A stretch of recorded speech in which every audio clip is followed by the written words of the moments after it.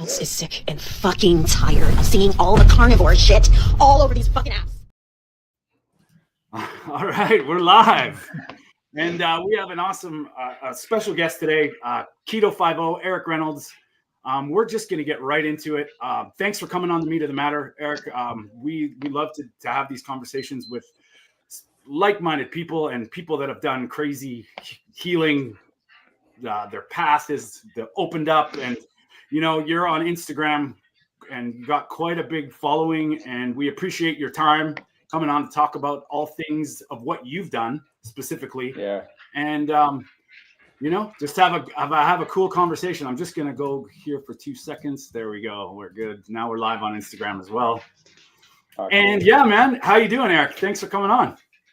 Doing good, man. I'm still fasting. I worked out today because I had all this nervous energy thinking about the show. So awesome. Even kept my wife away from me. I go, no, I need to be in training shape. So which is hard for a carnivore. You know that our testosterone goes up. So. Yeah, absolutely. Yeah. We have the opposite. We got to work on home, right? I'm at doing a little bit of research on yourself. So correct me if I'm wrong here. So are you still a police officer, or you're a former police officer? No, I retired 6 years ago. 6 years ago. Okay. In 2012, you were shot, correct? Yes. Oh my God. Well, we're going to talk about that. You suffer from heart disease, PTSD. You were severely overweight. I think your heaviest was 245 pounds. About 250 at the last doctor visit, but I think they add weight. Wow. Hang on. Okay, you lost. Let's show the picture now. So we have proof here. We have proof. Wow. So yeah, you can keep going, Mark. We'll just leave that up there let it soak in for a minute. So then eventually you became a health coach. You're looking after people now in this field. And then you also have your own retreat program as well, don't you? Yes, I do. Okay, well, we have so much to talk about, so let's get into it. Let's get straight into it. So we were talking just before we went live, Eric and I, and maybe just if you can just refresh that sort of what led up to this new path. Well, I was your typical guy, battled my weight my whole life. I played football, American football, so you know I was taught to eat a lot of carbohydrates, put on weight that way, and wasn't really taught anything about the ketogenic or carnivore way of eating. So that just carried into my 20s and 30s. And once I was, my mom was a police officer in Miami, she was hustling. So she kind of listened to the food pyramid that they had at the time, right? And I ate a lot of processed food. I was a microwave food kid, a lot of toxins, I'm sure, looking back. But anyways, by the time I got to my 30s and I became a police officer, those habits continued, and even though I trained and was playing basketball 4 times a week and I was a gym rat, I should look like Arnold Schwarzenegger when he was in freaking, remember Conan? As much as I was lifting stuff, right? And I didn't use anything to help out or anything. So it was just always me. And, over the years, I had that incident in 2012, a chase with a bank robber and shots were fired. And I took a shot through the foot and one off my leg. And we ended up putting the suspect down. And, I went through a whole path of PTSD. And then, every time I would go back out there, I was just in this hypervigilant state all the time. And I could never calm down my central nervous system. So drinking, eating bad food, the greasy stuff felt good, and I started blowing up. I didn't know how to talk about it in that world. You can't really go to your boss and say, hey, man, I think I'm going to kill some more people because I'm losing my shit out there, right? I'm sorry. And it's an uncomfortable, way to look at your career. So I kind of internalized it. And obviously, that made me metabolically sicker than I was. And 2016, my buddy Joe Crowder died of a heart attack. He was our canine guy out jogging, great shape. I went to academy with him and I was like, how did that dude die? What's going on with me, right? So that's when I started exploring red yeast rice because of my high cholesterol and how maybe I'll cut back from beer to vodka, and trying to do all these different things, right? So, come about 2018, I found myself like in that picture on that slip and slide, which that kind of hurts when you're that size hitting the slip and slide. 170, I could slide right down that thing right now, but it really was, Joe dying, what was I going to do with myself? I knew the drinking was an issue, but I didn't know the underlying cause really, and I just thought I can cut back calories like everyone else. Right. And then with this guy, he lost 50 pounds and he goes, man, I go, well, how'd you lose 50 pounds, Darren? You're grabbing the rim. And he's like a 48-year-old guy like myself at that time. He's like, man, I started doing the ketogenic. And I was like, what? And I didn't understand it. I thought it was CrossFit, some new horrible thing. I always say like lifting tires or chasing them down the hill or something awful. And I looked it up and I started looking at, understanding it, really understanding the fat and, the whole macros and all that stuff. And I was a novice. I mean, I knew how to write search warrants, how to arrest people and stuff, but I didn't know how to read my blood work. I didn't know what any of this stuff meant. So guys like Dr. Ken Berry, Paul Saladino, Nina Teicholz, I started taking a little dive into that world as I was doing keto. And 6 months later, I was down 50 pounds, and I mean, I can keep going how guys started noticing. They nicknamed me KetoFiveO at the PD, started helping records and dispatch and other agencies. So when I retired in 2019, I said, I'm going to get into this coaching world and really start helping first responders. And I never realized at the time my brain was healing and recovering from the trauma that I'd gone through. And, the alcohol battle took a long time, it took to 2023 when I was able to finally let that go. Yeah. And I'm still healing from it. So, I mean, there's a whole world of heavy metals, mycotoxins, Lyme disease. I found out so much with this whole thing and a calcium score that's out of this freaking world. Yeah. I think I'm one of the highest scores around that I've seen. So it's pretty, pretty wild. Let's get into it. What do you want to ask? Man. First, you said something there that I think like it relates to a lot of people in this world, what they think is healthy. And once you start digging down the metabolic side and all the possible environmental stuff, we realize that just because somebody looks healthy doesn't necessarily mean they are. And you even in the pandemic, like you saw people, healthy people are dying from this too. And my question is, were they really healthy? Just maybe on the surface level, they look great, but we don't know what's going on under the hood. And it seems like you've been digging deep into the other stuff that matters. I was a self-conscious guy my whole life. I always had a belly. No matter how much I worked out, I wasn't confident, taking my shirt off at the beach and stuff. There'll always be a more ripped guy around hogging that up, right? And it was just, I was never comfortable. So I'd always thought about it. I'm like, what if I got ripped one day? How would I do that? And I never really knew I could have been enjoying steak and eggs all this time, right? So I started noticing people inflamed everywhere I went too. When I started healing, you could see it.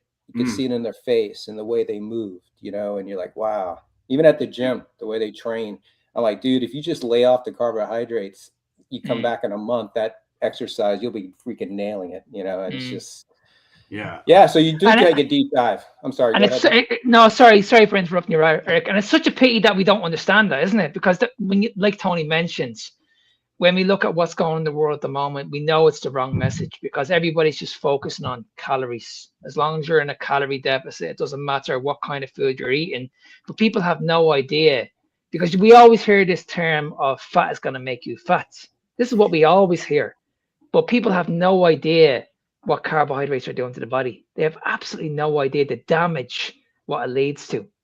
This is the information that we're listening to, unfortunately. We all know that everybody can lose weight and be in a calorie deficit and look absolutely amazing. But if you're losing weight and you feel horrendous, well, then you're obviously not healthy. Wow. Yeah. I'll give you a star for yourself. One of the things for me was understanding high fructose corn syrup. Once I took a deep dive with that and like Dr. Robert, was it Lustig? Lustig, really understood the difference between sugar and what this high fructose corn syrup was doing to me. Now, once in a while, if something has a little cane sugar in it, I'm okay with it. Yeah. It's that other toxin. I was like, oh my God, it's in everything. Sausages, your breakfast sausages and all kinds of craziness that, that was the big one for me. I understood how it affected my body on a physiological level. And I was like, wow, that's wrecking my system. Yeah. Every time I put that in my body. So, his book Metabolical, I think, like for people that want to get into like why it changed my life too. Like that was, and it's like the high fructose corn syrup side is like the seed oils. it's unnecessary. It doesn't matter if it's okay or not. Like this is something that was manufactured in a, for a purpose, and it wasn't for your health.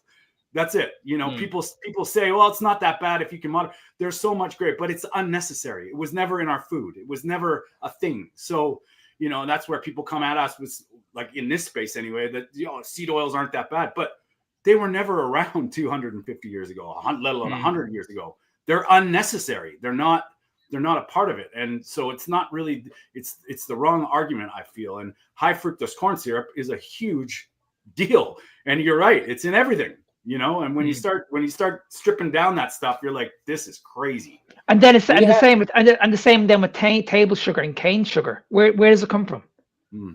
It's mostly in our plants and it's mostly in our fruits. This is what we're told. This is what we're told to consume. Yeah. So it was a pretty crazy, like, it's, I kind of joke with people. I go, imagine everything that you believe in your religion is turned upside down. Yeah. That's how it was for me, with just like the food pyramid flipping up, like you saw in South Park. It was really like that. And then it was instant. The minute I changed my diet, pretty fast, the ketones start, flaring up, and I was just reading about the different foods, and what's in them, that I had a carb app or whatever that would scan stuff. And, I was like, wow, 2 pounds a week, was happening. And, once I went carnivore, the rest of the weight shredded off. I got the plants out of my diet, like got the cauliflower out, the broccoli out, the kale, all that crap. And then I just started meat, cheese, dairy, and I retired at that same point though. So I did let go of 20 years of stress as a police officer. Wow. So it was the perfect recipe. And I saw abs for the first time. I mean, I'm still self-conscious. I don't go around taking my shirt off. But my wife's like, God, I can't believe I'm married to a new man, because she's experienced both guys. My wife stayed this. Was it an easy transition from keto to carnivore, or was it just it took a little bit of time? I always say I'm more of a ketovore. I always added more meat. Like if any keto recipe said 1 pound of ground beef, and then it said all the cheese, I would do like 2 pounds of ground beef, extra cheese. So I was overdoing it. And I'd always see my protein going higher on my little app back. I only did that for 2 months. Once I trained myself, I kind of ate the same type of food and meal prepping and stuff. I knew the snacks. I knew when I kind of really took control. And I did the eating window. I mean, I did everything that they say to do, and it was very successful for me. It was easy for me to follow, like don't eat after 5. So I made sure I had food ready by 4:30. Just a little discipline. My job makes me disciplined. My life has kind of done that. So I was able to make that. I know a lot of people have an issue with it, and that's what we got to work on. That's why I like showing up at your door and doing a KetoFiveO search warrant. Let's go in your pantry. And they're like, no. Yeah. You're like, KetoFiveO out. Okay. That's, and it seems like a lot of people that get it, like once you start feeling it, like that's where you find your place with what works for you, and you take your power back. And that's ultimately, at the end of the day, I tell people all the time, like, I can't tell you that salmon will make you feel good. We know there's nutrients in there. We know there's not a lot of anti-nutrients in there, but if you feel like shit eating salmon, don't eat it. Eat beef. You know what I mean? There's and I'm the same. I always say to people, okay, don't take my word for this. Don't take if I'm lying, just do it for 3 months. Do it for 3 months and then get back to me. Provide me with an update how you get on in 12 weeks time. Because at the end of the day, like this is what frustrates me about the industry. We're forcing this on people. People are saying that, okay, you're like the vegans. Why don't you not allow people to eat what they want to eat? And I've always said, okay, listen, this is just information. This is just literally information. If you want to come back at me and say it doesn't work, well, make sure you come back at me with a reason. At least give it a go. Give it a go and you have to give it a go for at least 12 weeks. It's not going to be a quick fix. So speaking of quick fixes, Eric, when did you notice like the trauma mind stuff starting to get better? Like, was that like right away when you started keto? Did the brain start lighting up, or was it a little bit later? So I was shot in June of 2012, and I went back to the road 3 months later after I had to go through physical therapy and then, all the pats on the back, but then in the end, you're the one driving alone in a police car, right? Yeah. And every call you're just getting. So I was doing that for about 6 months. And then we had an opening in evidence. Nobody wants to work in evidence, right? First of all, people don't want to be tempted. They don't want to be tied to any missing evidence, right? They don't want to be indicted. And we've had that before at my department. So, matter of fact, one of the evidence before was stealing. So they ended up putting a sworn cop in there to make sure nothing was going wrong. And I was the perfect candidate because I only had 7 years left. I wasn't going to steal anything. I wanted that pension and run, you know, and I did my last 7 years there. So I also had different administrators coming in. Sometimes they didn't want a cop in evidence. So I started getting my up and down on my, oh, I'm going to go back out there. You know, it's like a poor vet that's suffering. He's got to go back to the front lines. You know, I was having this anxiety all the time. And I started looking at therapy, you know, through workers' comp, and ended up fighting with the workers' comp lawyers. Even though I got shot and killed a guy, they still gave me a hassle about seeking therapy. And I had to cry before a board of lawyers. I mean, it was a shit show. But I did it, and I finally got the therapy I needed. So with a combination of talking to a guy, I didn't need pills. You know, I didn't need medication. I needed to talk. I needed to cry it out, get it all worked out, right? So I was able to do that. And then about 2 years later is when about 3 years later, I found keto. And my doctor was like, just meat and like, I don't know. Like, he didn't even believe it, you know, but he's seeing me shrink right before his eyes, right? So that's kind of, I would say, the therapy. And then changing my diet at about 2018 is when I started. It was pretty instant. I felt all of a sudden I wanted to work standing up, no longer sitting down. I had this energy, you know, and I was counting my steps. You know, and they're like, calm down, Eric, calm down. The ketones are just blowing my body up, man. I was just, and I knew something was up, and I felt fantastic. That was another thing. All my joints weren't hurting anymore. You know, you lose 50, 60 pounds, all of a sudden, all those inflammation areas start to lighten up a little bit. So yeah, I was fantastic until that calcium test.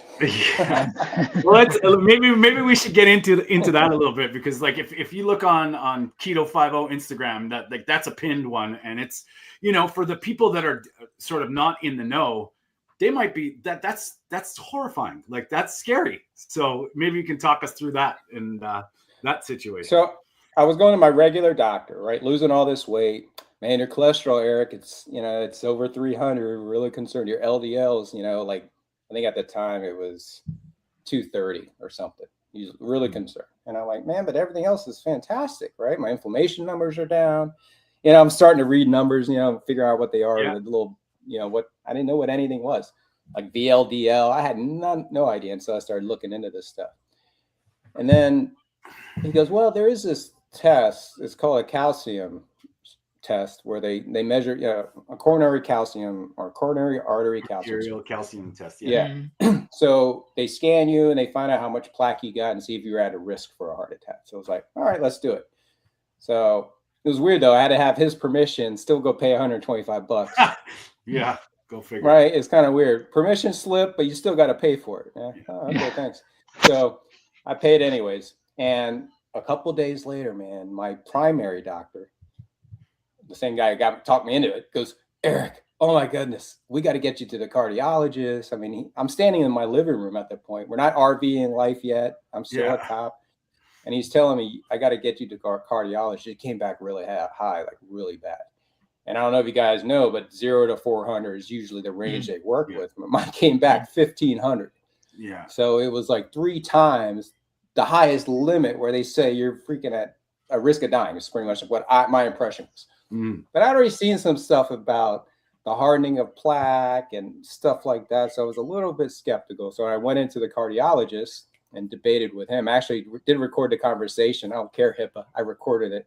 And and he's selling me on statins and stents, and you got heart disease, and what are we going to do? And I was just like, I don't know, man. And that whole back and forth thing. And I walked out and I was like, I'm done. I'm done with these guys. And then COVID hit. I retired, COVID hit. Never thought about it. Wow. So 2024, was it? Yeah, I'm at a conference and I see the great Dr. Philip Ovadia, you know, this great, you know, I fix hearts. Yeah. And we're shooting the heart in a circle. And I was like, yeah, I had a 1,500 CAC score 5 years ago. And I've been carnivore the whole time. And he's like, I wonder what your number is now. And a couple other people chimed in. And I'm like, man, I don't even have insurance right now, so I don't even know how I get that permission slip. And he goes, I'll take care of it. So he arranged me to get the, this prescription to go get it. Yeah. So I go get it, and I went to the same place I went last time because I try to go to the same place just because for the consistency. For consistency, yeah. And it came back 4,100 in 2024. So then it was like, what is it's freaking tripled from I don't being mean to carnivore. laugh because it's really not funny, but it's like when I kind of know where you're going with this, and it's like, holy shit. I'm like, did you guys add a 0 to that or something? It was just like crazy. Yeah. So, and I've already, I was following like Dr. Stephen Hussey. I've been following like all these different guys that have different perspectives on things. And I knew it was asymptomatic. You know, I knew I'm not up to my level of 25 years old when, huffing and puffing. Yeah. But I know I don't have any issues. You know, I'm not like, oh, I feel a little pain and stuff. So I was just curious. Well, why don't I feel some, or is the big massive one coming? That was the other worry, and I got young boys. I'm like, oh my God, I've seen so many dead bodies in my life. I don't want them to find me like that with like pants down or something, right? So I ended up getting some different testing done because Ovadia knew my blood work was pretty good, except for, the BS cholesterol. I think my, what was I reading the other day? Like all my inflammation was good. And he decided to go through he wanted to test me for heavy metals and mycotoxins because he's seen a lot of issues also with periodontal issues with his patients. So I did that, and it came back with arsenic, aluminum, and mercury, very high levels. And then it also was Lyme disease, which I never knew. And then I had mycotoxins from a lot of mold, like 8 different toxic molds. I was in the red.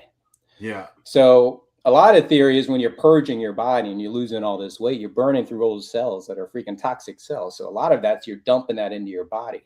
I mean, depending on who you ask. I didn't do the right detox protocol. I went and got the mercury fillings taken out, like 6 of them. I had a big mercury reaction where my body swelled up in different weird places. And it was like, I got sicker that year. I think it was because maybe I shouldn't use a doctor that had a garage. I don't know. No, I went to a biodentist, but he was kind of an old guy. So I'm not saying he got it at all. But anyway, so the mycotoxin, I started just really cleaning up my diet. I got rid of the alcohol. I really just started eating a lot cleaner. Got rid of energy drinks. Once in a while I'd grab one. I'm a sucker too. So, but overall, I just really ate strict.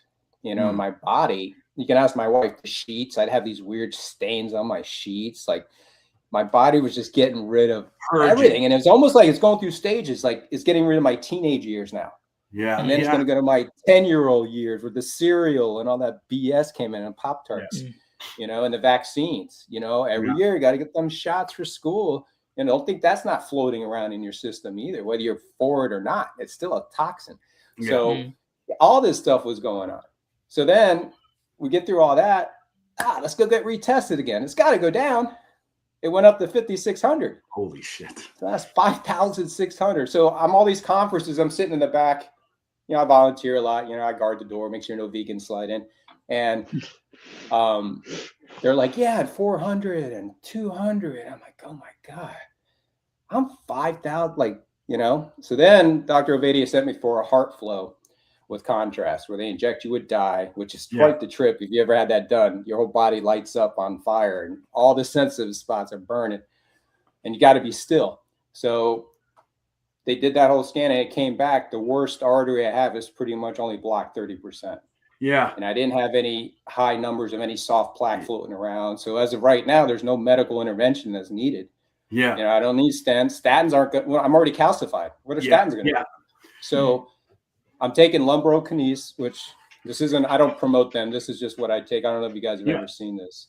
Yeah. It's a version of natto. Natto it's supposedly 30 times more powerful. And of all you carnivores, this is actually from earthworms, not soy. So that's my little, for the carnivore world. But I've been on that for about 6 months, 2 pills a day. You got to time it because it is an enzyme. And I've got some other fibrosis stuff going on. Like I got Viking's disease. I don't know if you guys ever heard of Dupuytren's. No. It's you get these like some of your audience will know, like 5% of the population has. It's big in Ireland and England and Scotland. It's like I call it Viking's disease. So it was in the Netherlands and all that stuff. So it's almost, I can't like extend my hands to do yoga poses because my fingers pulling forward trying to just. Oh wow. Yeah, it's a really wild tale. If you look, and that's the one thing carnivore hasn't helped. It's still there. I still got to do certain massages. Happened in my late 30s, supposedly related to alcohol and stress and diabetes. So it's all that stuff that probably happened to me when I was metabolically sick, and nobody really told me. Yeah. So It's I went off on close. a tangent. No, it's closely related to gout, isn't it? Yeah, you ever heard of ladderhosen? Yeah, I have heard of it. Yeah, it's in that world. It's Yeah. also, because I got that in my feet too. So it's pretty interesting. I don't know if it's related to my CAC score, because maybe there's some whole fibrosis stuff going on in the whole body, but other than that, I'm really healthy, 56. We travel in the RV around the country with our kids and we homeschool them. I mean, it's been amazing. Crazy journey. It's been amazing. I mean, And outdoors has helped me more than anything. Yeah. Can I just touch on your career? I'm sure you would have seen a lot of this in your sector, where a lot of these people would have been severely overweight. They would have been sitting around. They would have been falling into depression. They would have had so much anxiety, PTSD. They're all mad. They're all hangry. Yeah, and I'm sure you would have seen this, like in the change or in the cafeteria. These people would have been eating like horrendous amount of food. What were these people saying to you when when you decided to become keto and then you became carnivore, and they were saying, okay, you're not eating the carbohydrates, you're not eating the vegetables? Like, what was the feedback? First, they say, "Are you okay?" But you're glowing. You're not sickly, so they know something's up. I had a couple of guys, they'd walk by and like, "What's going on? What's happening?" And I'm like, "Keto, baby," or I'd say something like that.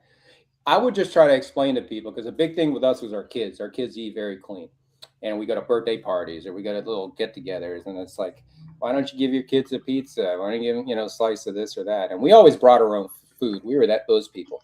We'd bring almond flour, freaking cake that we'd get from some brand that was less toxic, and let our kids enjoy the sweets while the other kids ate that freaking garbage.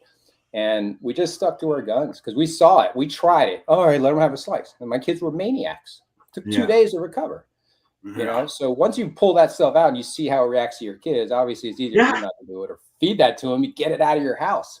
And that's what we tell parents now. Like, oh, he won't eat it unless we put quick on it, quick powder.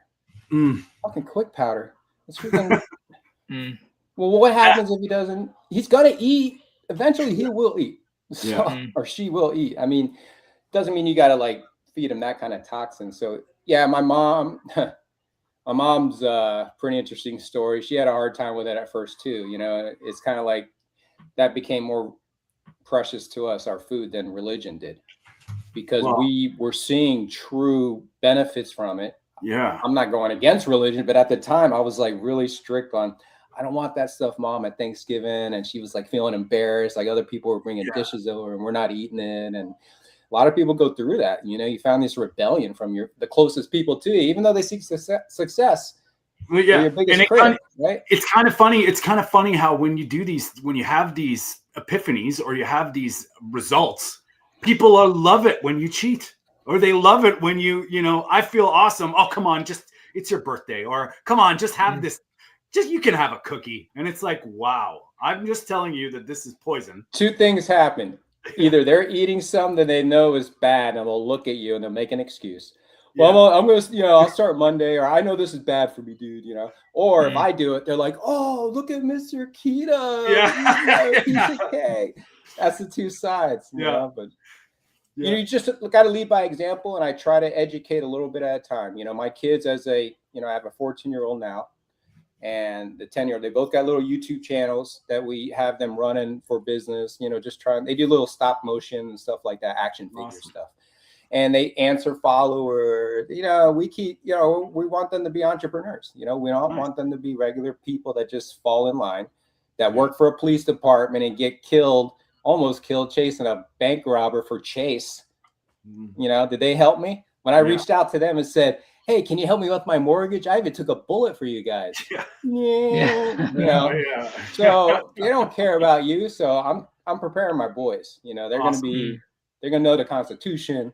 They know how to shoot guns. They're going to be like little freedom fighters. And their mother is Turkish, so they do come from a Muslim background. So they got the Christian side, or some call me a pagan, and you got that side, and then you got my wife's side. They're well-rounded, and their diet has been huge. They don't eat the stuff that drives them up and down emotionally, and they stay well-regulated. They have their issues, like every boy. Like my 14-year-old's like turning into a man, but he's still 14. And the 10-year-old's a little more sensitive. So there's just things we work with, but overall, they know how bad sugars are and bad carbohydrates and all those, Doritos and all that stuff. And they're little influencers, they're little friends. We see it when they're in their little homeschool circles talking, different ages. And you really see them just talking about, yeah, you shouldn't eat that, man, because it's not really nutritious, And I'm like, yeah, it's in their brain, Yeah, man. Well, I think back to just all of us when we're growing up, like how often were we thinking you just went, okay, cereal's good, eat it because it's breakfast, it's great. Yeah. Now when we start questioning this stuff, it's wild. If we could have known this, like your kids, if we could have known this our whole lives and just even been 50%, imagine what would have happened. Like at least we know this is shit, whether you're going to be tempted or you're going to be young and partying, whatever. But what the foundations are. And I think that's amazing when the kids start getting actively aware of what is ultimately food. That's huge. But it's great when it's coming from the parents, because that's where it starts from. Yeah, my kids saw me big. They saw me big. They saw me drinking. They saw me stressed out. My son was actually, my oldest was 6 months old when I got shot. And I drive around a little scooter and stuff like that. And I've been with them. I came from, my parents have been married 8 times. So the consistency of having parents in the house, I know has been a real big thing. And I've been able to try to do it as much as I can, and I saw it in the hood. I've seen it in rich areas, divorced families. It's killing us because these kids, unfortunately, a lot of them are just lost little souls, man. They just need guidance. They need mentors. I see what an influence I have on my kids. A couple of things I did when I was drinking, things I yelled at, they shot me in the face with a Nerf gun. So I lost my cool. Right. But, you can't shoot a guy that's been shot, so, and I feel guilty of yelling. I think I threw the thing in the garbage and made a big old spectacle of it. And I'm not the only one with Nerf guns. It's like the number one thing triggers a lot of cops out there, these damn Nerf guns. So get them out of the house. Yeah. Cause you're playing, you're getting your heart rate up and then the kid shoots you in the face and you're like, whoa. But anyways, my relationship with my wife, obviously, once I got rid of some of the, it was really like short and quick tempered. I'm still like that on some level, but overall, I'm a lot better, especially with the drinking out. I'm no longer just riding this roller coaster of emotions, and I know what triggers me. I don't feel like you feel like you're more in control now.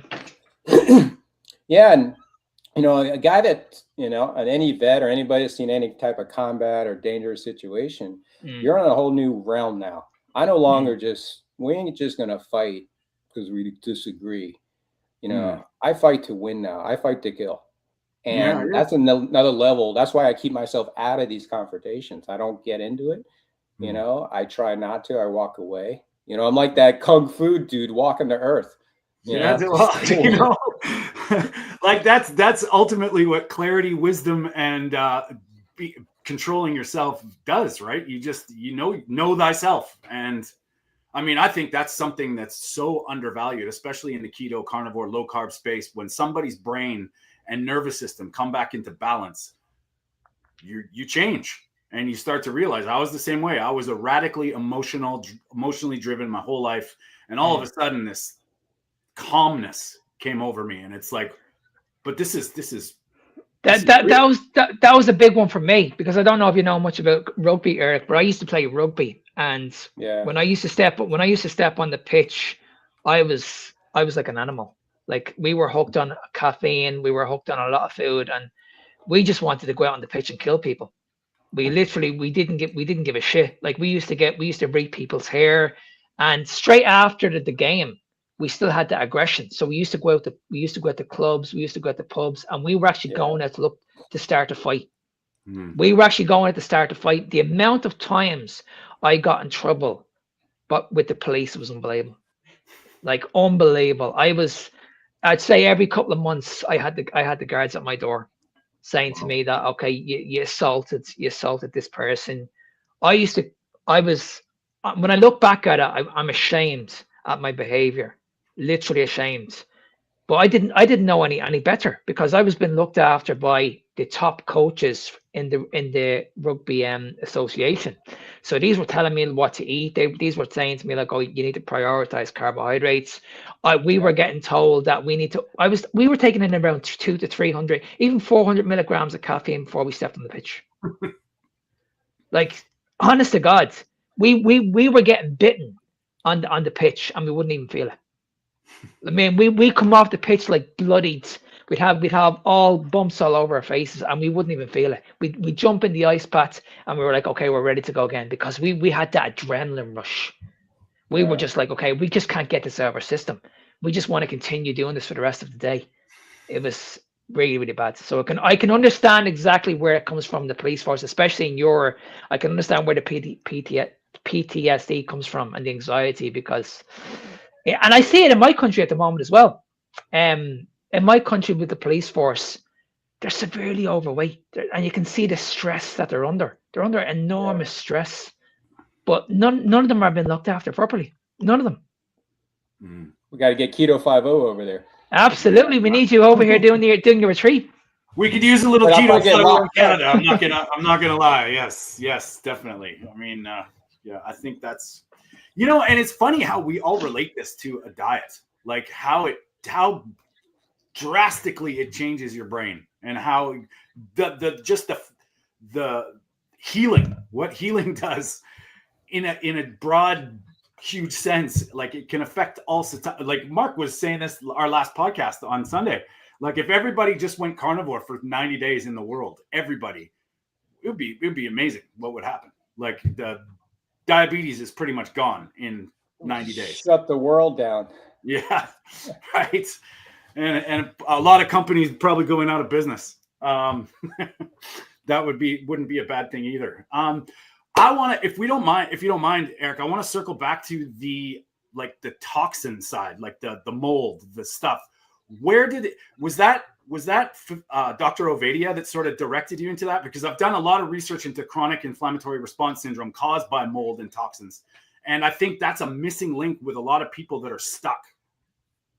I think because I took a deep dive too. I was like, well, where am I getting this mold from? I know in Florida, all of our houses were filled with mold around here. So I was like, if you tested everyone around us, would everyone test this high, or is it specific to me and my condition and the factors that caused everything? I do know the MTHFR gene. I got one of them. So it's like, I do have a problem with detoxing, sometimes getting rid of stuff.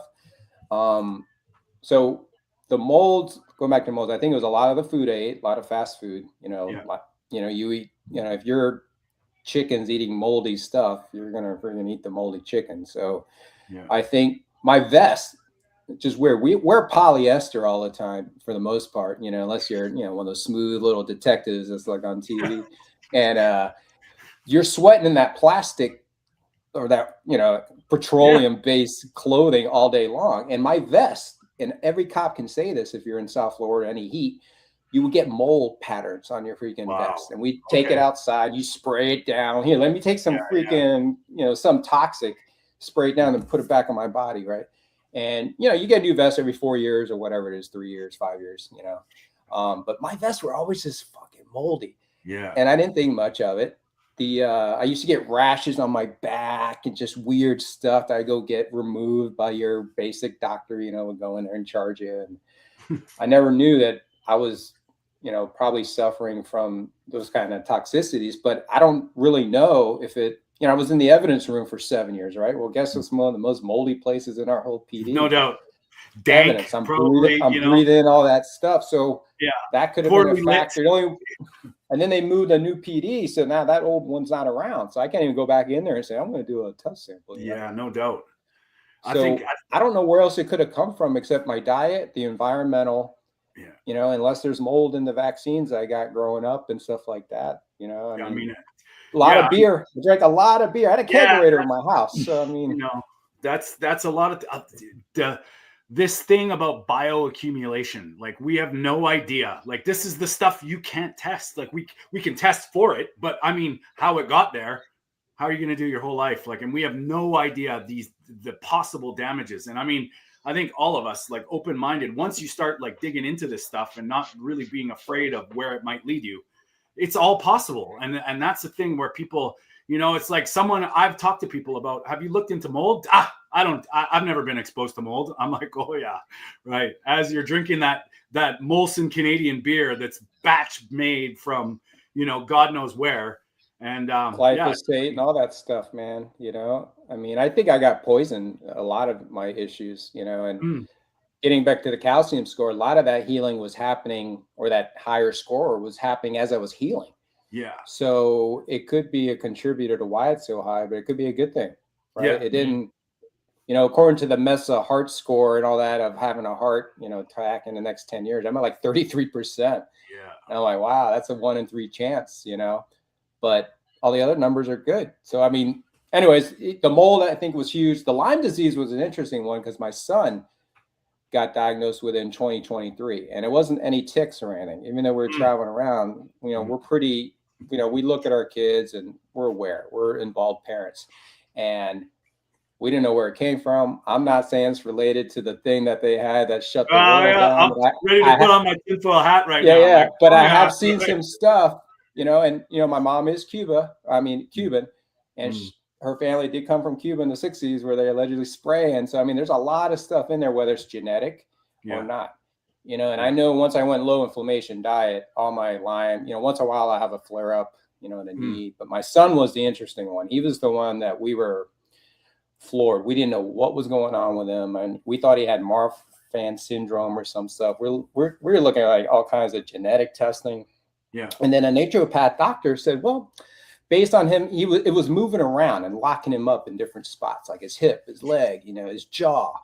And she's like, it sounds like Lyme. Get him tested for Lyme. And sure enough, we got him tested, and he tested positive. So we would have gone antibiotics. They said it was rheumatoid arthritis. They were all misdiagnosing this poor 8-year-old kid, or 7 at the time. And it turned out to be Lyme disease. And once we cut out the sugar a little more aggressively, you know, or you can't have the honey like you used to, you know, you're drinking it like an alcoholic. And he got through it, you know, and I'm sorry, go ahead. No, we had Miranda. It was Miranda, Mark, I think. Yeah. She had Lyme, Alpha Gal, and Rocky Mountain, whatever that one is. All from ticks. And she was not supposed to be eating red meat. She ate only red meat, and it all went away, which was, you know, it's pretty wild. Ooh. Don't let that out. They're going to make her miraculously disappear. Yeah. It's eat your way through it. Yeah. And I mean, I'm curious to know, like, where, you know, when Lyme disease, you know, I've got a little bit of a conspiracy side of me too. And it's like, where did all this come from? I mean, you know, I think we go back to Germany. There's a whole deep path to this stuff, man.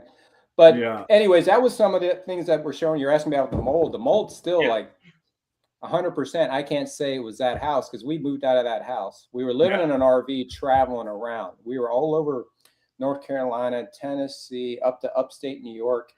Yeah. Did we get something from there? Whether it was, you know, I know every time we come to Florida and we get around the Canadians that come down for the winter, we get sick. Oh, yeah. Bent over taking that jab the whole time, man. And it seems like we get that secondary effect from it almost every time we come to Florida for the winter. Interesting. It's just, I hate it. I come here, I'm like, here we go. Us Canadians are model health, really. Like, I mean, it's just. I'm not saying every one of you, but the ones like in the camping world. Yeah, no, I would. Yeah, it's not good. I mean, you know, we all know this. We see the grocery stores, we see the public places, and people are laboring for breath, man. And it's just, and circling back to the mold stuff, people don't realize if you've had water damage in your house ever, you could be exposed to it. And, you know, we have no idea what these new building practices, what is, you know, they say water repellent or water resistant. What's happening to the water? Is it really going away, or is it just absorbing? It's really freaky. And it's just another side of, the next level where you start to go through. And I mean, I think a lot of people we see especially in the carnivore space, and I'm sure you've helped people do this too. They have these amazing, miraculous turnarounds in health, but some people get stuck. Some people, it doesn't happen. And I think these are really important conversations to look into this stuff: mycotoxins, mold, exposure to all the radiation and forever chemicals that you can't really test for. Someone telling you that they don't have any problem with plastic as they're drinking a water bottle. It's like, okay. I was going to say water was I was a tap water kid growing up here in South Florida, and it was all that fluoride BS, the school fountains, everything I drank had that crap in it, and probably a lot of other stuff. Right. So who knows? Is that where the aluminum came from with the mercury, or to come from deodorant? Yeah. The arsenic, my mom's a homicide sergeant. It was actually kind of funny. If you guys ever want to see my mom's character, she's on that show Griselda on Netflix. They got a character on that show that is after my mom's career. Oh, right on. Oh, yeah. So it's pretty wild. So I forgot where I was going with this. Arsenic. Oh yeah. So my homicide mom is my wife's like, yeah, and he tested positive for arsenic, and she's like, why would he test positive for arsenic? She's looking at my wife like, are you fucking killing them?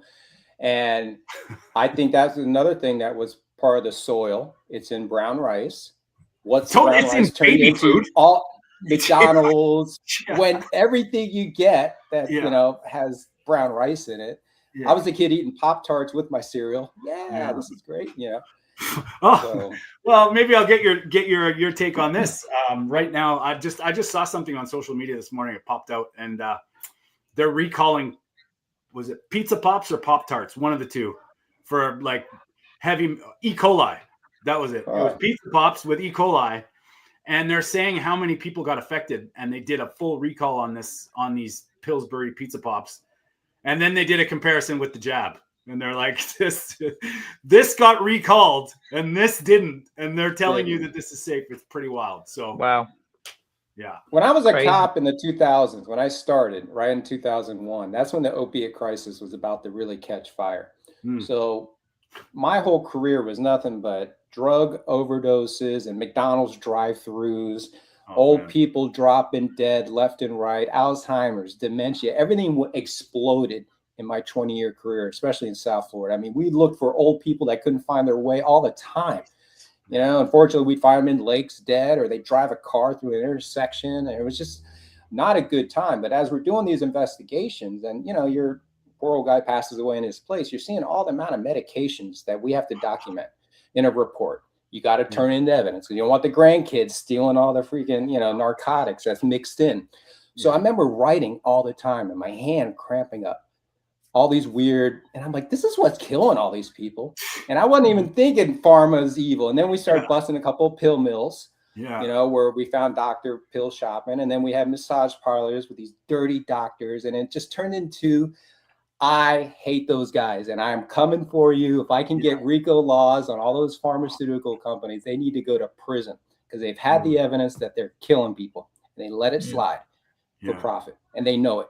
And all those houses that no one occupies, all those neighborhoods, they're all invested, whether it's stocks or some. They all got blood on their hands, man. I'm from Vancouver. Go ahead, sorry. I'm from Vancouver, man, and there is a fentanyl problem here, and it ain't Canada, right? And it's really, really freaky where all this money is coming from. Nobody can afford a house in Canada anymore. Nobody can afford, but yet there's buildings going up with nobody living in them. I wonder where that is. Yeah. Same here. Same problem here. Yeah. Maybe it's a clinic for Somalia or something. They're trying to help people. Well, they got the cash, right? Like they just leave with whatever they want, right? Oh my Lord. Well, now these files came out and everyone's in hot water, from Peter Attia. I saw your post on that. Maybe we could talk about that. Let's go into a little bit deeper into that. Throw some shade to the Peter Attias. What the hell is that? I don't know. Mental, crazy. Well, you always have someone you talk to a couple thousand times that used to be was a rapist or something. Hey, $60,000 a year though, or whatever he was. I heard he was making off of Epstein. So wow, Jesus, all for what is it? LP Appleby. ApoB for his big claim. All I had to see was the one quote where he said, "Women or girls are low carb," and it was just what he had said in it was just, and I'm like, this dude, unbelievable. So, they got their hands in everybody. They got it in everything: institutions, food, beverages, politicians, government, churches. They got everybody. And it's funny because people say, "Oh, just get over it. It's no big deal." But when it is a big deal. Like it is. We just want to know what's been done. And now look at this. Like the Drive podcast, Peter Attia. I've always felt that he's very arrogant and sort of as a matter of factly doctor. I don't really. I listen to what he says, but I'm kind of more turned off by how he says it and how he's so. So it doesn't surprise me that he's dealing with these elitist freaks, and nothing seems to surprise me anymore anyway, but it's creepy. What do you think, Mark? It's honestly it's extremely worrying in my opinion. If this is the people that we're listening to, and then these stories come out, it just goes to show you who we're actually listening to. Yeah. That's why some of these events where you get together and you're all hanging out with people like us, and we're all like kind of like-minded, and we know that the key to thinking straight is usually nutrition, right? Yeah. And we can all at least have sensible conversations. Exactly. Cool, and we can disagree, be like, there's nobody shutting you down on these podcasts, whereas these people would. These people shut you down straight away. They've been shutting me down. I mean, YouTube and me don't get along. TikTok and me don't get along. It's Facebook sometimes. Now, me and Facebook are dancing right now. We're we're in the same boat, my friend. Like, it's funny how many times I think most of our conversations between me, Mark, and Peter for this podcast is they took this video down. Damn it! Like, what the fuck is going on? You say the big C word, but getting back to the Epstein files. I mean, can I just ask one other thing? What does a PhD even mean in this world anymore? You know what I mean? Like, this is what we hear. Like it's all we have all these health advocates, all these health coaches all over the world. Yeah. They'll always jump on this wagon that I have this, and this, and this. You have all these amazing credentials. You can have as many credentials as you bleed once. We're still in a massive health crisis, and you guys are not figuring this out. This is what it comes down to. Wow. It's not working the way we've been doing it. Never has worked. I mean, how long are these companies in business now? Well over 100 years now, 150 years. Honestly, and we're still listening to the same bullshit. And if Peter Attia, he's sort of known in the metabolic health space. He's like, arguably a big influencer. How many of the big corporate food SEOs are in those files that we don't know their names? That would be an interesting. That would be an interesting deep dive, and I'm sure it's riddled. So all the people with big food saying that they're not that bad, big pharma, man, this stuff goes deep, and I don't think it's just proof they're not on our side for sure. 100%. The FDA is involved. Freaking Fauci, anyone that got a freaking pardon is probably in there. So yeah. And what are your thoughts? Being down south for me anyway, being in the States, of RFK and this big shakeup. What are your thoughts on that? I love it. I love how he's pissing them all off. You'll see. What was it? Pocahontas. Elizabeth Warren was trying to give him shit about vaccines not being available to everybody. I'm like, you freaking witch. Yeah. This stuff is poison. It's never been shown to be ever effective. You're just part of the problem. And I think the food pyramid, we'll see. What are they going to do? Flip it back when everyone's healthy in 2 years? Yeah, right. No doubt. We're sorry. We want you sick and stupid. I think this is to stay because a lot of people are going to follow these guidelines. Yes. We've been out there, marching, doing this. I know people have been doing this since 2015, 2014. We're all part of this big movement, but this is just going to at least make enough of a little bit of a difference. I'm not saying I agree with everything on there, obviously, but it's a start in the right direction. But you can clearly see that these people still have their name all over it, because when you look at the saturated fats, it just doesn't make any sense. Wow. And this wouldn't have come down to RFK Jr. I can guarantee these corporations, these companies would have been like, okay, if we're doing this, because I think it's only updated until 2030, if I'm Well, not it's correct. every 5 years they put it out. So they can change it whenever they want. Yeah. You know what I mean? Climate, So they'll be like, oh, it's hurting the climate. You know? Yeah, you know what I mean? There's gonna be something like, oh, we've decided broccoli is bad. We grow too much of it. We need to grow wheat. Ridiculousness. Well, hopefully this takes Bill Gates down, though, because Bill Gates, this dude needs to just disappear. I'm tired of him. I just love that meme of him getting hit in the face with a pie. I put that out there as much as I can. He's a scumbag. How this guy ever got in control or any influence, he needs to go down. He's terrible. Well, all those organizations that Trump's getting us out of, get out. Let's reset. Absolutely, 100%. Team Trump all the way. That's what I say. I just hope like, people can keep their wits about them and just see why this has to be done. Like Bill Gates, we can talk about, but if you understand why we're talking like this, because he's so, I'm going to say it, he's evil. Like he has nobody's health in mind. He has nobody's, and I think he's a gopher for, whether you want to call it the Rockefellers, like I said, the tinfoil hat, but it's the systems. It's the systems that are, that I hope get taken down. I mean, Nina Teicholz, actually, like, she changed my life too. Like when I read her book and all these, it was like these ahas were going off. But, even like she says in most of her lectures, it's like, we know because we're digging into this, but people see these things and they act on it. And so the guidelines, just shifting it a little bit towards the greater good, people will see it. And, they don't have to read the 500-page document that comes with it. They just got to look at that picture and go, oh, I got to eat that, which hopefully becomes more available because, it's changed our lives, which is. The two films, I always throw this out there to people that really made a difference with me, was The Magic Pill and then also Fat Fiction. Those two started my journey, and then I went through the rest. I went through the rest of them. Yeah. But those two were huge, and I was able to meet because I saw Doug Reynolds in Fat Fiction of Low Carb USA. And I actually emailed him, and we had a conversation. He started my whole podcast. Awesome. Weird, because he invited me on his show. Wow. So I always give a shout out to those two movies because at the time I needed it. I needed to hear that information because I was, man, what do I do? Regular doctors? Do I start, thinking about my buddy that passed and he had stents put in? Do I start looking at stuff like that? So you never know what will do it for somebody. 100%. Because my first one was Food Lies. Did you ever see that one? Yes. That opened up my eyes. I was like, oh my God, like, why don't the world not know about this? I was like, my oh wife's my God. An angel. She came along wanting to do natural childbirth, and I was like, oh my goodness, because nobody does that.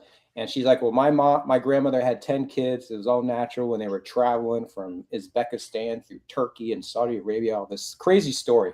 Yeah. And then we learned about the medical system and having babies. So that was a little bit of an introduction. And like, why do you guys do that? Why'd you yank the placenta out when we asked you to keep it in there?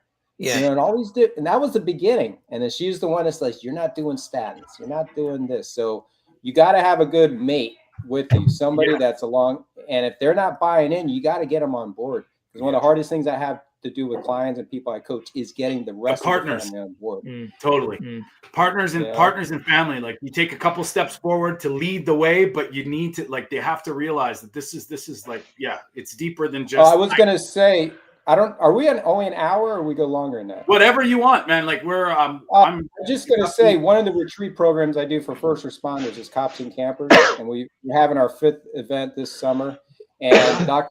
Robert Kiltz and Sally Norton are going to be there this year. So if you want to learn about oxalates and carnivore, you don't have to camp there. You could just swing by the day. It's this summer. You can follow me and I'll be talking about it. But when is that on, Eric? When is that on? July 9th through the 11th in Ithaca, New York. Oh, wow. And cool. We have cabins. We have you can bring your RV. Sometimes we can rent an RV for you. We have a live band. We do a lot of campfire therapy talks. We go on hikes. We have cornhole tournaments. We've done a documentary that's on YouTube back in 2022. It's self-funded. If you want to see what it's all about. But we got fire, we got veterans, we've got nurses, everyone's there. We got regular people that are mingling with us, and it's Awesome. been a really good way to introduce this world to my world, because a lot of these guys are like, I don't want to, whatever, but they see me, they start talking to these other people that are very knowledgeable and influential, and it makes a difference. And then every year I get somebody, hey man, I lost 40 pounds because of that conversation we had last year. Amazing. So that's really, and it was all because a campground tried to kick me out for my flag back in 2021. So it turned into this whole movement. Yeah, that's another thing. If you Google it, Whoa. Cop with flag getting kicked out of campground. So it was a wild tale, but we started a nonprofit out of it, and Cool. It was a bad situation. And, I did lose my cool in the video with the guy telling, that's out there. I didn't hide it like they did the Epstein files. It's out there. Yeah. I did lose my cool, but I didn't hurt anybody. And I made the best of it. And that was part of my healing too. I saw how I reacted in a stressful situation, and I don't like being in the red like that. Yeah. So it was an eye opener for me too. And like I said, I've started this nonprofit. I got a lot of help. A lot of people are helping me out. We're trying to make it regional and go to a lot more different places. We've only had 9 different events in Atlanta.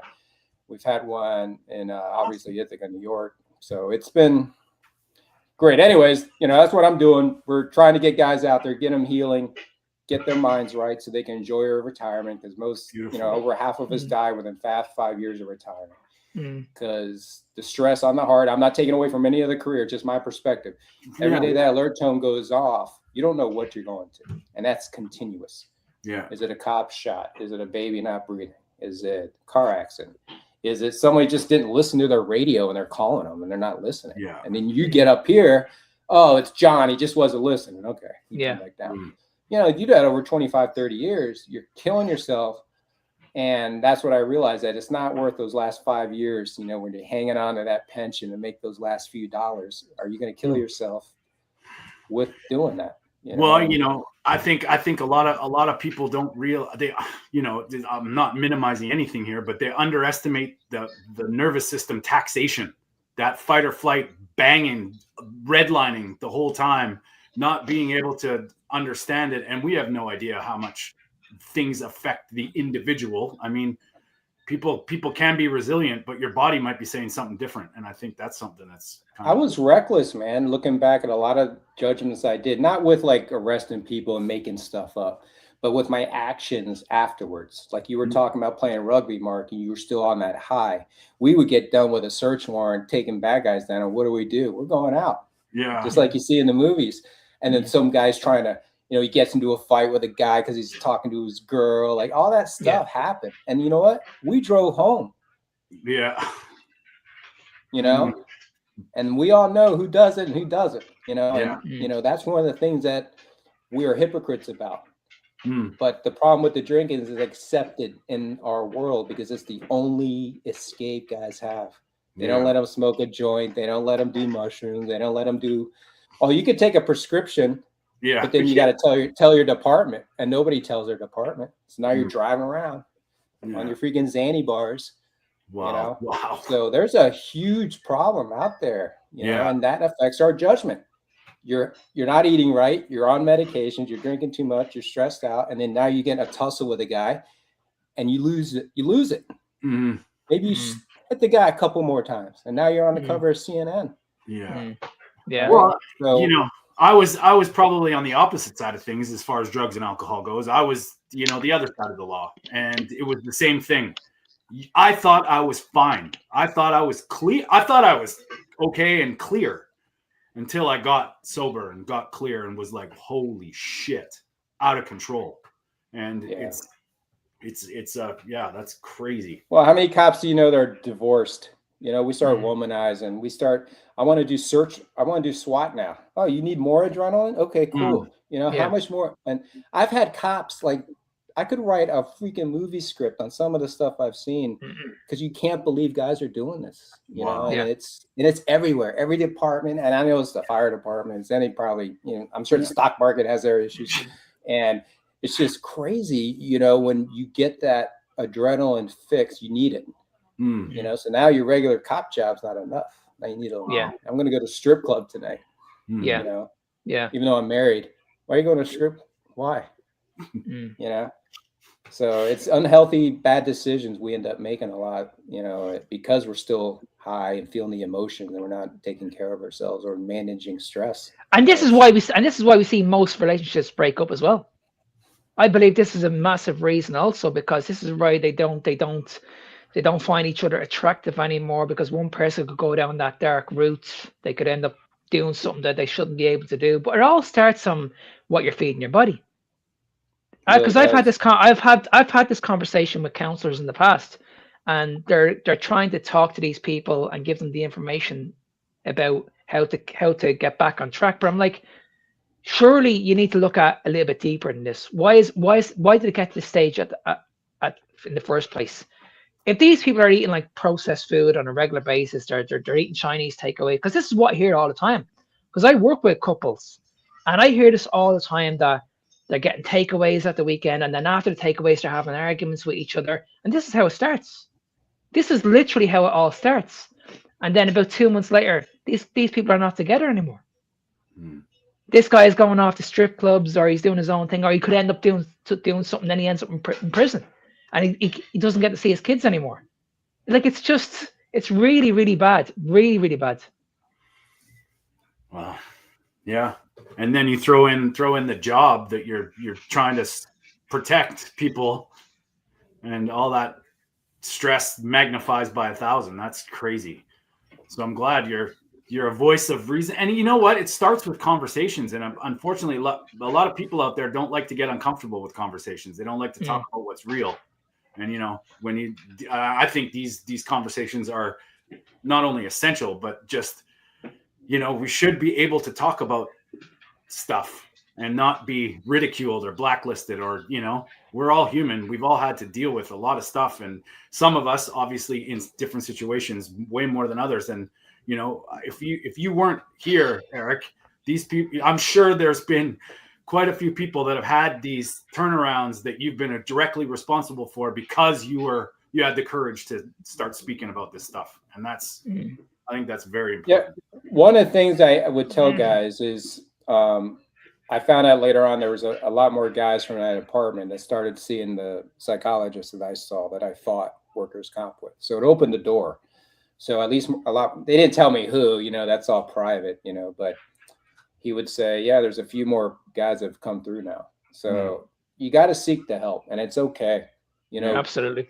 You're not supposed to see some of the stuff, that you're forced to see out there, and it built over your whole career. So it's okay to be a little bit messed up after 25 years going, why am I struggling? Well, that's normal, bro. You've lost. But I think you hit the nail on the head, Eric. It's okay to ask for help. Right.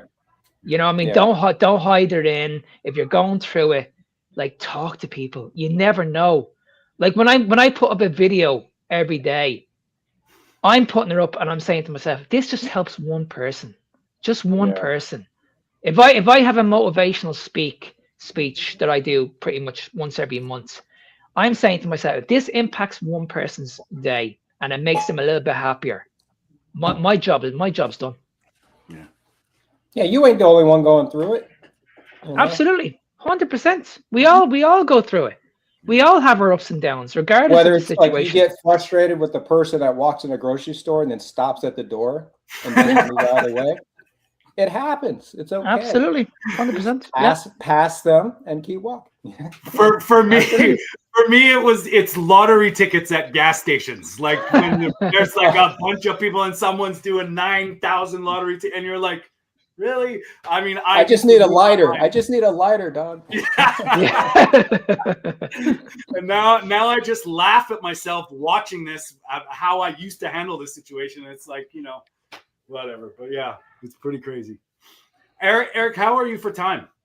We want to. I'm good, man. Okay, I love it. That's good. I mean, I'm trying to think what other we've already done the darkness, the light. We could talk about the light, I guess. Yeah. So my wife was into this tiny house show, right?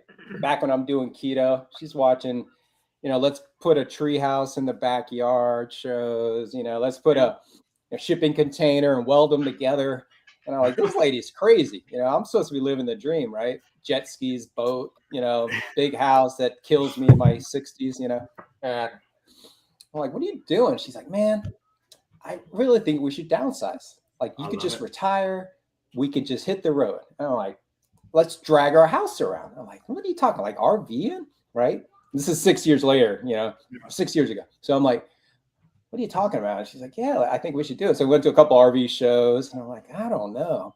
Well, during that time, I got an email, and this is a whole side. It's going to get us back to the RV. I got an email from 23andMe in July of 2019, and it said from some, I always get relatives, I was looking at my Cuban history back to Spain and my dad's side back to Vikings and all this craziness, and it's pretty interesting. So it says in the letter, sometimes I get cousins and stuff like that. I'm like, I got a Cuban cousin still over there in Cuba. Actually, I can look them up now. We might take them back so I can go visit Cuba now. So it said, hey, you don't have to respond to this email, but I was adopted at birth. I know nothing about my birth parents. And I recently did 23andMe because I was curious about my genetics and medical and stuff. And I came back and it said that we're half brothers. Not only that, we're both cops and we both live in Florida. So I thought I was being scammed. All right, you're gonna ask me for money now. You're in a jam in some Tijuana jail or something. So we end up calling each other's departments, and it's legit. It turns out it's my older brother. He's a year and a half older than me. Wow. I guess my parents had me at 19, so I guess my dad was busy at 18. Okay. So this is before the Air Force. So he knocked some lady up. He never knew it, my dad.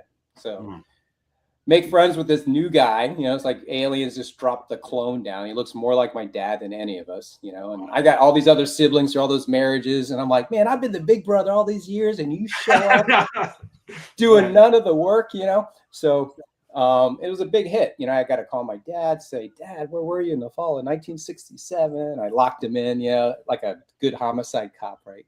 I locked him in at the location, the time, and it was a nice thing, Dave, my brother, had both of his adopted parents had passed away. So, and he had nobody. So he was just curious. So he found this whole new world of us. He found his birth mom. We were able to track her down through 23andMe. It was a really cool story. I mean, she died of cancer a year later after he found her. He had two more sisters on that side. So it was a wild story. But guess what he's been doing 10 years? RVing, right? So he took me camping for the first time. We rented an RV, had it taken out to like St. Augustine or maybe it's Cocoa Beach or something. And I was camping with my big brother that I just met. And we ended up doing Fox and Friends. We were on Lester Holt. We auditioned for The Amazing Race. It was a wild time.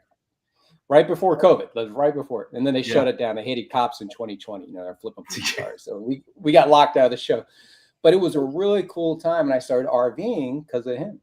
Wow. He was like the final straw. So we got an RV. We hit the road in 2020. We traveled around and, we were homeschooling our two boys. They were still small. So it was, it was manageable. And we met so many friends for life all over the place. People from different walks of earth. You know how it is. You go to other countries or wherever. It's such a different experience to get to know people outside your circle. Yeah. And obviously I was able to do a lot more of those keto carnivore places, Hack Your Health and all that stuff and just meet guys like you. And then social media started picking up and it was just like, I was turning this whole KetoFiveO thing, which is awesome, but I never anticipated. I was not trying to get on social media. I wasn't like trying to sell products or anything. And now it's just I'm helping more people now than I ever did as a cop. And I helped a lot of people as a cop. Yeah. I was a good cop. I didn't do things dirty. I try to be as honorable as I could. And I'm doing the same thing with this new world of like, dude, I wouldn't eat that, but if you want to, I'll be real with you. I'm not going to bullshit you. You're going to eat, you're going to drink, you're going to do something, you're going to cheat. It's going to happen. Yeah. But come back. Let's get you straight again, So when you're going around the RV, like how do you just go or do you have a sort of plan? Like, how does it work? Well, Thousand Trails is a camping membership where sometimes you can stay for 21 days. You got to switch every 21 days, go to another campground. They were the ones that suspended me for 2 months back when I call it Flaggate. Yeah. And I ended up getting 4 different campgrounds open up there and said, hey, bring your flag, your RV, and your family. You're staying with us. So they covered the next 2 months for us, all these different campgrounds. It was freaking awesome. That's why I started the whole nonprofit out of it. Yeah. But we wanted to see Niagara Falls that year. So we went straight up. You know, I didn't know we were so close to New York City that they were going to have a problem with a police flag, you know? Wild. But we just would say, my mom's in Tennessee. She retired from Miami and then went up to Tennessee. So we're always kind of going that way anyways, you know, see grandma. And we end up in the Carolinas, and then we've gone all the way up to the UP. We went through Michigan. That's my wife's favorite. You know, that was insane, going up to Mackinac and all the, you know, we went all the way through Wisconsin. We haven't gone out west because, you know, they're crazy out there. Yes, no, general. Yeah. And that's a full commitment to go out to Utah, California, Oregon. You got to be out there a couple of years. You know, you just can't go rushing through that. You know, no, it is beautiful right for sure. Yeah, the Pacific Northwest is beautiful, and the Rockies, like all that whole. Yeah, it's pretty cool. And it's hard, man. We've had blowouts. I mean, I got to one campground and one of my tires is gone off my RV. Just gone. I didn't even feel it, dude. My Ford F-350 dually pulled it. I mean, he didn't even feel it. But that's quite the shocking feeling. You get to a campground and one of your 4 tires is gone and you don't even know it. I'm like, well, where did it end up? Hopefully it didn't end up in someone's freaking windshield, right? So, I mean, no kidding. Jeez. But that's another thing. Learn how to drive on the road. You know, keeping things slow. You know, you're carrying your whole house with you. I hear the police cars and stuff. I was so nervous driving. I was practicing at the mall by myself with the trailer. Like, oh, I got to learn how to do this. You know. As far as food goes, so how do you sort of go about with like? All right, so you got to use the apps. You got to find your milk app or whatever, so you can find your goat milks. You got to use different groups like grass. Like right now, it's a lot easier to find some of this stuff. But back in 2020, 2021. You could find some searches, but farmers markets, we'd find out where the farmers markets are. We'd ask the locals. They say, you got to go to, you know, Thomasville. That's better than Johnsonville. And you go to Thomasville and you meet the grass-fed farmer or whoever's selling the meats or eggs. And you're like, hey, can we come to your farm? Do you ever do? And if they say, yeah, come on out. Well, now you're going to be able to get it probably wholesale for the most part, because you get over there, you learn about the farm, you see if you like it. Yeah. And then they like to share it. Like a lot of the small time farmers love that you're interested. Totally. And then next thing you know, you get a dozen eggs, you know, for like freaking $5 instead of paying 7 or 8. And you know where they're coming from. You know, with my son, the youngest, we got to make sure the type of eggs he eats doesn't have soy or corn. Okay. Because he has a reaction to it. Not a bad one, but if he has it too consistent, and when he has a regular, you know, wild chicken running around, he doesn't have a reaction. Yeah, it's crazy. And just his little body's so specific that we can tell. Yeah. So anyways, you learn a lot of cool stuff that way. We order White Oak pastures from Georgia. They have a veterans discount, you know, and we get it sent to where we're at. Sometimes you're waiting. You're like, man, they said it was Friday at 8 and it's like 9 o'clock and you're waiting at the front for this delivery. But we make it work, man. It's about our health, right? How much stock do you keep? Is it pretty much town to town, like farm to farm, or do you have an extra freezer? We carry a freezer with us, not a gigantic one. I mean, we couldn't put a whole body in it, you know, but we can get about a quarter of an animal in there. Okay. And then we have the inside fridge and, you know, like end of the world talk. It's always like, man, we're just going to have to throw something in here. Yeah. Like grab some cow off some farm and throw it in the back of our toy hauler. It's funny how freezer space becomes like that's the underlying thing for me, because like the first time I had a horrifying experience. The first time I bought a half cow, I lost it because I went away for the holidays and the freezer we lost power in the house. And when I got back, it was like it was like Dexter with these bags of meat and blood, and I was crying. I was like, I just spent this thing. Like it was probably one of the worst things that's ever happened to me in my life. But it made me understand that it's like, okay, you got a freezer, you need a generator, you got to have a backup, and if the world ends, how much are you going to take? It's interesting how the School of Hard Knocks teaches you things, but it was heartbreaking. That whole half cow. I mean, I think I had maybe 2 weeks worth of meat and the rest was gone. And I was like, oh, that was just deflating. So I can't imagine, you know, having that happening on the road where you're like, we need to have, so you got to be always thinking about it, right? You got to have your stock. Yeah. And I'm a little bit more like, you know, I can go to any grocery store, like a local food line or something. I can find carnivore. You know? But my wife's a little more strict. You know, and she'll look at things and be like, nah, I don't want to feed them this. And then I'm like, Yeah, all right. Maybe I shouldn't eat either. Yeah, that's awesome, right? Like that's she doesn't do pork. That's one of the things. I love pork. She doesn't do a lot of pork. So me getting pork into my house sometimes, I don't have to sneak it. Well, she don't let me cook in the RV. No bacon in there because I destroyed it one time. Bacon grease, it gets everywhere. What do you it does. I mean, that's kind of the maybe if you want to call it like somewhat of a carnivore curse. Like, I mean, man, people walk into my condo or they want, and it's like, it smells like bone broth, baby. Like it's, you know, that's pretty funny. That's one of my go-tos every morning when I have my coffee. I pour some type of protein bone broth in there with heavy cream. Awesome. And, you know, I was a cop for 20 years, so I got to have a little stevia that remind me of the old Dunkin' Donuts toxic coffee I used to have. Yeah. But I never ate donuts in 20 years as a cop. Never did. I always thought I was going to get caught like eating it and turn into a meme, you know, like. And Michael so, do you guys cry face? Does your family? Do you guys eat plants ever? Do you go to like if there's a farmer's market and there's some fresh vegetables? Do you ever eat that, or are you guys pretty strict? My wife will do like eggplants. Sometimes she'll do like she makes her own sourdough bread.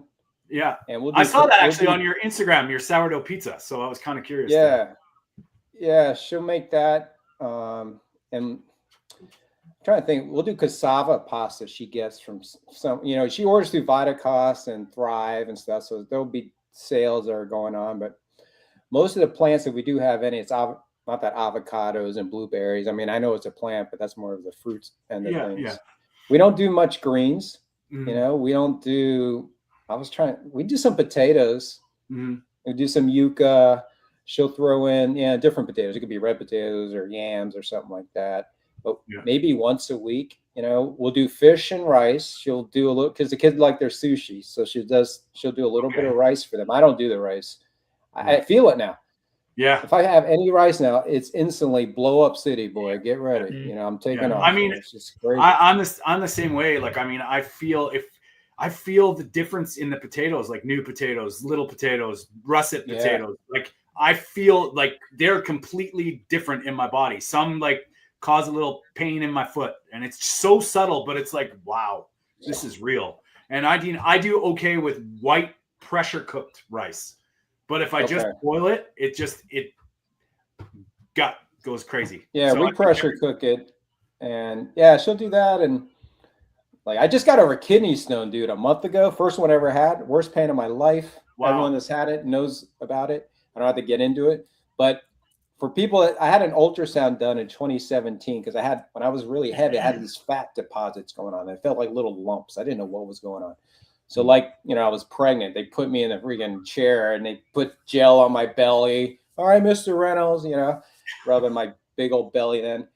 And they also did my kidneys. They wanted to do the whole back of me also. And they found a little kidney stone. They go, hey, just so you know, you got a kidney stone on your left side, you know. It's way back in 2017, and then 2026, it came out, and I got it.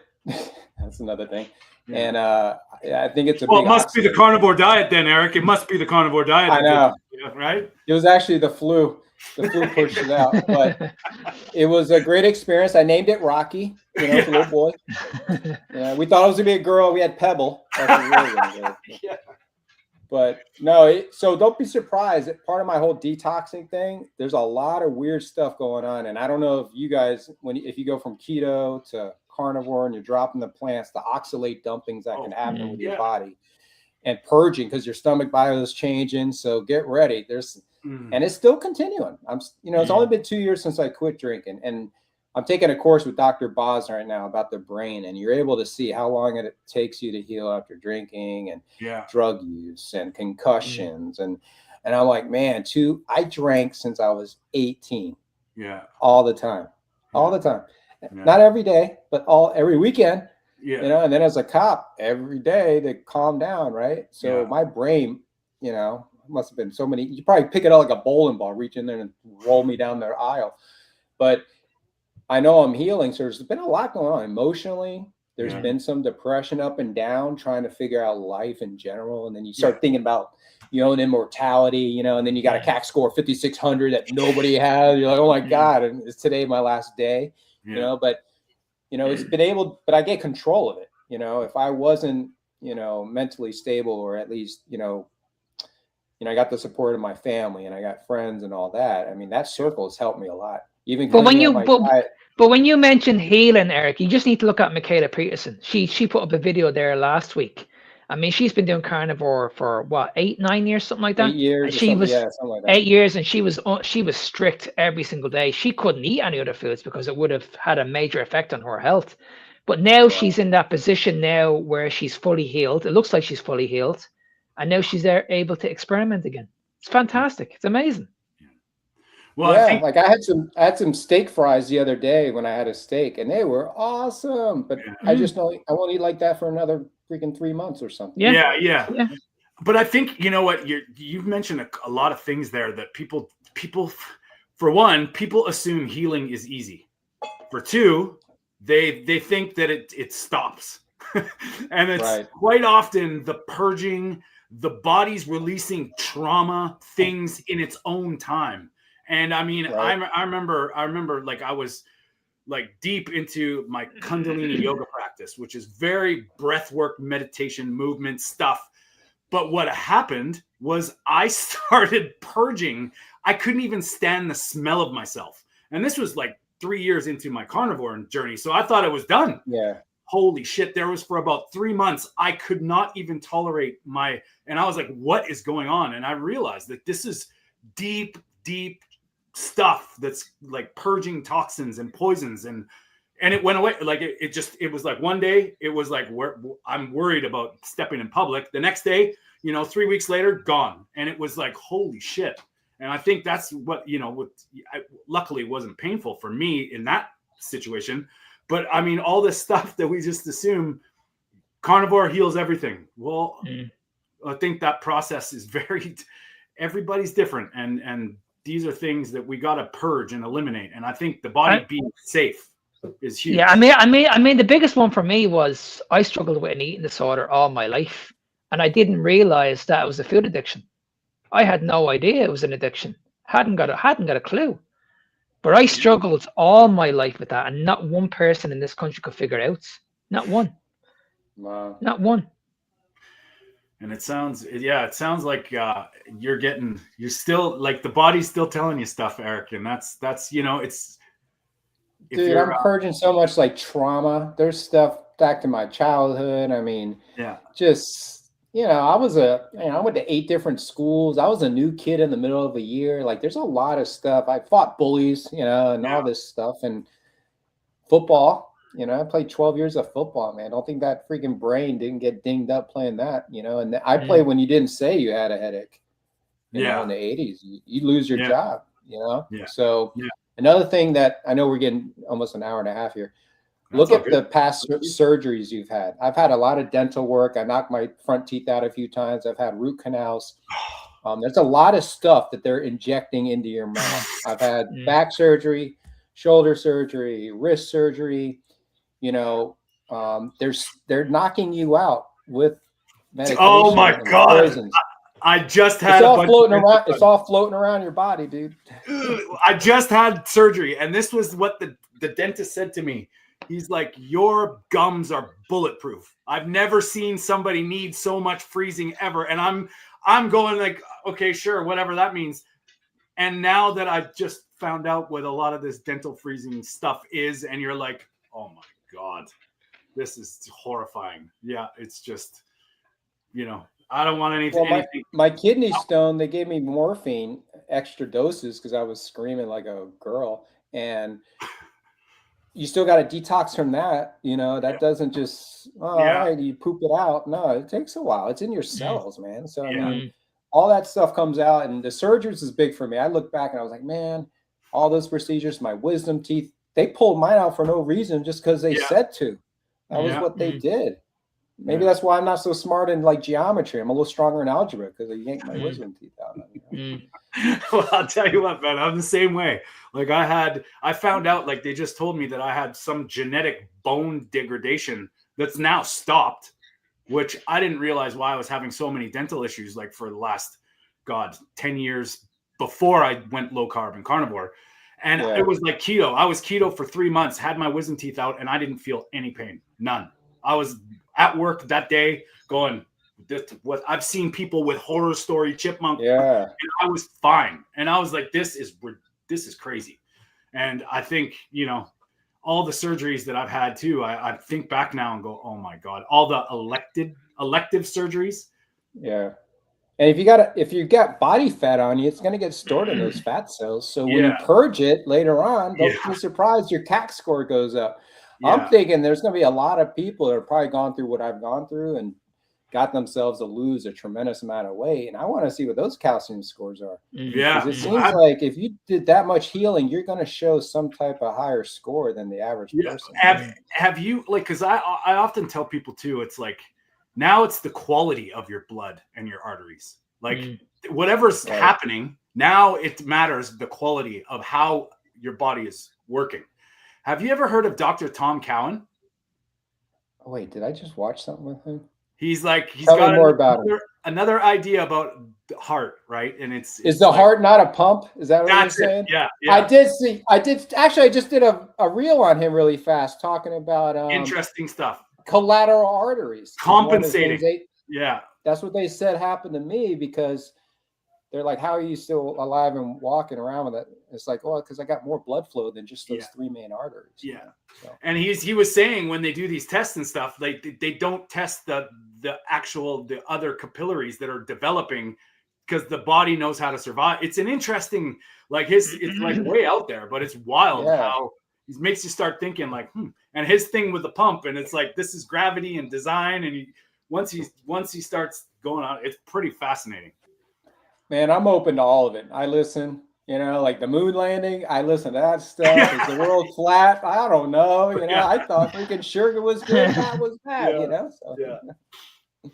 Yeah, I was the same way, man. I'm like, nothing's off the table anymore, because, you know, it just keeps, like, nutrition started me down this way. And now I'm just like, mind is open, and it has to be open, you know? And it's one of those things that you can tell, see the people. It's like, shit, I know nothing. I need to know, I need to learn more. And it seems like you're going down the same kind of, okay, let's take this logically and do what we can. I had a bunch of cop friends get their calcium scores tested because of what happened to me. And I thought for sure it was going to be the job, like all that stress. And then they came back with zeros. I'm like, well, it's not the job. Yeah. What is it now? You know, it's got to be what I'm feeding my, you know, and it took what I'm injecting in my body or whatever I was doing. There's so many more factors that go into it than just my diet. Yeah. You know, so like you were saying, there's more to it. You know, some of your other issues could be Lyme, heavy metal toxicity, or something else that you're not really thinking about that you're still living in. Yeah, exactly. And I mean, and that's one thing that it's pretty obvious now, like, you know, under the Socrates model is asking questions, man, just asking more questions. And, you know, assuming you know the answer, that's probably what got a lot of people into trouble in the first place. Because, you know, broccoli is healthy for you. Right. Well, Eric, I think, I think this is a perfect time to sort of to wrap it up, man. I appreciate you coming on. Appreciate your time. Thank you, guys. We'd love to have you back on. Come hang out with us, and we can get man. We can get into some craziness. I mean, we're usually live on our actual show is live on Sundays. This is kind of a cool impromptu. We're starting new things. We're just doing random lives, and it's fun to have these conversations with people that matter, man. And I don't say that lightly. Like your stuff, your content, your mission, your everything, it's very necessary. And I think if people would get their head out of their ass and start listening to the people that are doing it, done it, and helping people, I mean, that's what we're trying to do here. Hey, my testosterone went from 382 to almost 800 just on carnivore. So if you guys are worried about all that stuff, just change your diet, guys. Just try it, man. You know? Yeah. So. Yeah. And I mean, you know, it's amazing what happens when men become men and they start living their lives like they grow beards and hair. No. That's what this is, man. This is like I could always grow a patchy, shitty beard. Yeah. But since I went carnivore, every winter I grow this because I can do it in a month. And it's like not itchy. It's like this is like we're pushing Santa Claus here, and it's just hilarious. I helped my 14-year-old shave the other day because, you know, Dad's got nobody showed me. So I'm like teaching them, and it was kind of cool. I'm like, yeah, if you go against the grain, you got to watch out. It was just kind of like, it was kind of a cool moment. But yeah, beards are cool, man. I wish I could have had this as a kid. You know, I was shaving my head, I had a flat top. If I had this, I would have joined a band. I was playing the guitar. I probably never gone to college, you know. So. But it's fun. It's interesting. Right, guys, thanks for having me. No worries. How do people find you? And we'll obviously, for everybody that's listening to this or on the replay, we will be putting all Eric's stuff in the description. So stand by for that. But let people know, please, Eric, where they can find you and about your retreat. It's just KetoFiveO. You know, it's everywhere. That's the only platform or that's the at KetoFiveO. And also anything with, it's my mouse pad, but Cops and Campers, you know, you can look that up and find out how to, you can donate if you want to. I mean, we do take donations to help sponsor guys that, you know, maybe they just been in a traumatic situation and need a break, you know, or it could be they don't have the money for a camper. Well, we'll help you out, man. You know, we'll cover it for you and your family. So good man. It's just trying to get guys there. You know, let's get you there. Let's get you to the party. You don't even have to talk. You can just sit there, and they're gonna feel it. So we know how it is. We just got to get them there. So thank you. So the retreats this summer, July 9th through the 11th in Ithaca, New York. So, you know, feel free to come up and see Dr. Kiltz and Sally Norton and talk and, you know, just hang out. So cool. Mark, any final? No, Eric, it's been a pleasure. I've been very, very eager to get you on now for a good while. You're making a difference in the world. So keep killing it, buddy. All right, man. Keep fighting pharma. Yeah. Yeah, that's it. Well, we'll have to have you back on, and we'll talk. Oh, yeah. We'll talk. I do not want to hurt myself. I do not want to, you know, go hang myself in a closet. I'm not into that. So yes. We are the meat of the matter. We are live every Sunday at 10 a.m. Pacific, 6 p.m. in the UK and Ireland, 7 p.m. in Europe and Netherlands. Peter is probably gutted because he's going to watch this, and he's usually with us, but he's dealing with some family stuff, so all our prayers are with him. And we are going to be live again tomorrow, I believe, Mark, right? With Dr. Jocelyn Forden. Excellent conversations. Really big thanks to Eric Reynolds at KetoFiveO, because we like-minded and a beautiful soul that's in it for the greater good of all of us. Thank you, buddy. Thank you. Appreciate it. Guys. And we will talk soon. Speak soon. See you later, buddy. All right.